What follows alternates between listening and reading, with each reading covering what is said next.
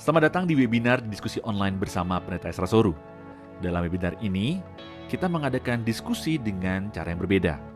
Anda akan diberikan kesempatan untuk bertanya dan mengangkat topik-topik yang ramai dibahas mengenai Kristenan. Berikut adalah cuplikan video dari diskusi-diskusi yang kami lakukan setiap Senin 2 minggu sekali jam 7 malam. Dan bagi Anda yang ingin mendaftar, silakan Anda bisa klik link yang tertulis pada caption. Jangan lupa untuk klik dan subscribe YouTube channel Pijar TV.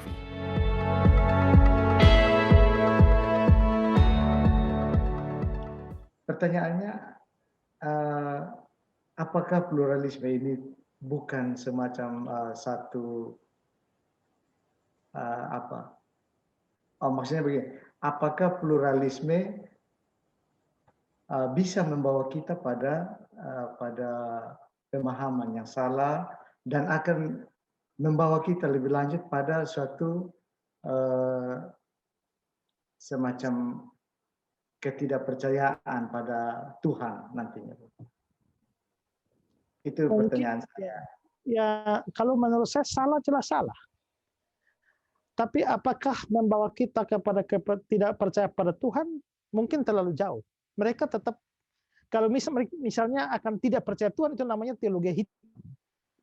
Tapi itulah sebabnya disebut sebagai abu-abu. Jadi kelihatannya masih percaya Tuhan, tapi Tuhan yang seperti apa?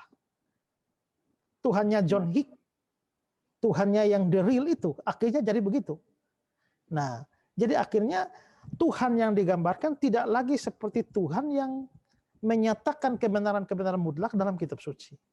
Ya, jadi menurut saya memang dihalus, karenanya kita sebut sebagai teologi abu-abu, sehingga kalau tidak dibahas seperti ini, kita dengar khotbah sekilas begitu dari mimbar saja kita bisa amin dan meyakini kebenarannya. Ya, tapi tanpa kita sadari bahwa kalau dibedah lebih dalam terkandung pengertian-pengertian yang salah di situ. Dan ingat, setan itu pintar ya. Dia tidak menyesatkan kita dengan suatu pernyataan menyesatkan yang jelas-jelas nampak sesat. Tidak. Kalau kalau kita mau ngeracun orang, itu kita campur racun pada nasi atau campur nasi pada racun. Apa bedanya? Campur racun pada nasi.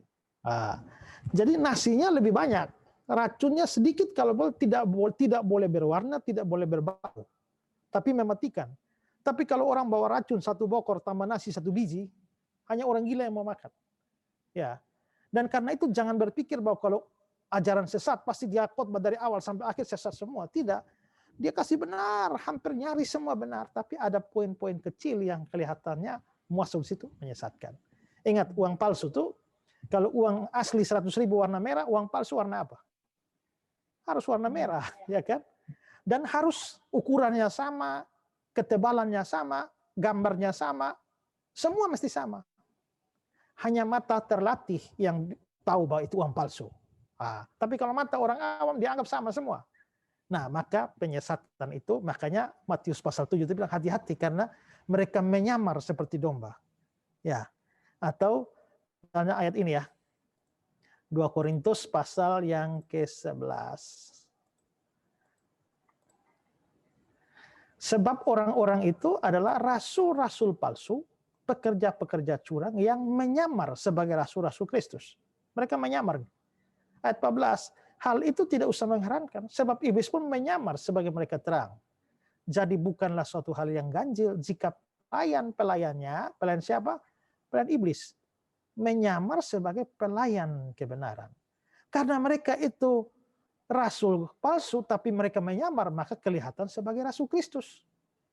Karena mereka itu pelayan-pelayan iblis, tapi karena mereka menyamar, maka kelihatan sebagai pelayan kebenaran. Maka kita bisa hormati dia, kita bisa panggil dia, hormat dia Pak Pendeta, kita hormat luar biasa, tapi sebenarnya itu pelayan-pelayan iblis, bukan pelayan kebenaran. Nah, karena itulah kita memang perlu jeli, berhati-hati dengan semua ini. Ya.